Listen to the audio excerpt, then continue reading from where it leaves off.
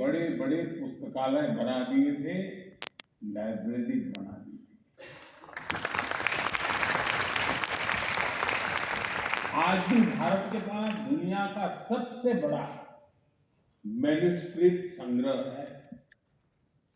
करीब 1 करोड़ मैन्युस्क्रिप्ट हमारे पास है। 1 करोड़ आंकड़ा कम नहीं है।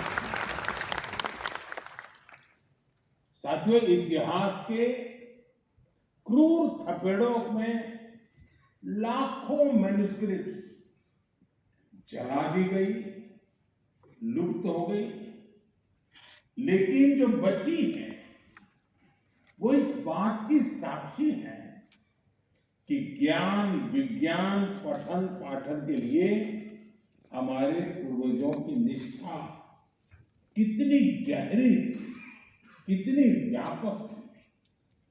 भोजपत्र और ताड़पत्र से बने नाजुक ग्रंथ, ताम्रपत्र पर लिखे गए शब्दों में मेटल कोरोजन का खतरा, लेकिन हमारे पूर्वजों ने शब्दों को ईश्वर मानकर अक्षर ब्रह्म भाव से उनकी सेवा की।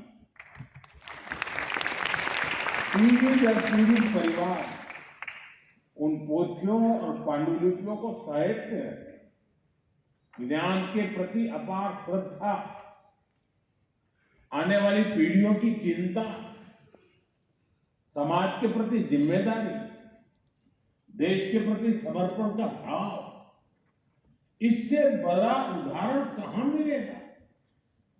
साथियों, भारत की ज्ञान परंपरा आज तक इतनी समृद्ध है क्योंकि इसकी नींव 4 मुख्य पिलर पर आधारित है।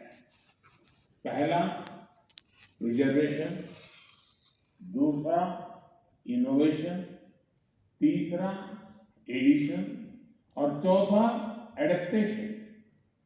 साथियों, अगर मैं प्रिजर्वेशन की बात करूं तो आप जानते हैं हमारे यहां सबसे प्राचीन ग्रंथ वेदों को भारतीय संस्कृति का आधार माना गया है।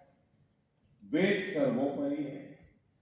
पहले वेदों को श्रुति के आधार पर अगली पीढ़ी को दिया जाता था और हजारों वर्षों तक वेदों को बिना किसी त्रुटि के ऑथेंटिसिटी के साथ प्रिजर्व किया गया।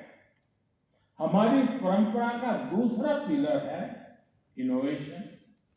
हमने आयुर्वेद, वास्तुशास्त्र, ज्योतिष और मेटलर्जी में लगातार इनोवेट किया। हर पीढ़ी पहले से आगे बढ़ी और उसने पुराने ज्ञान को और वैज्ञानिक बनाया। सूर्य सिद्धांत और वराहमिहिर संहिता जैसे ग्रंथ लगातार लिखते जा रहे थे और नया ज्ञान उसमें जुड़ता रहा।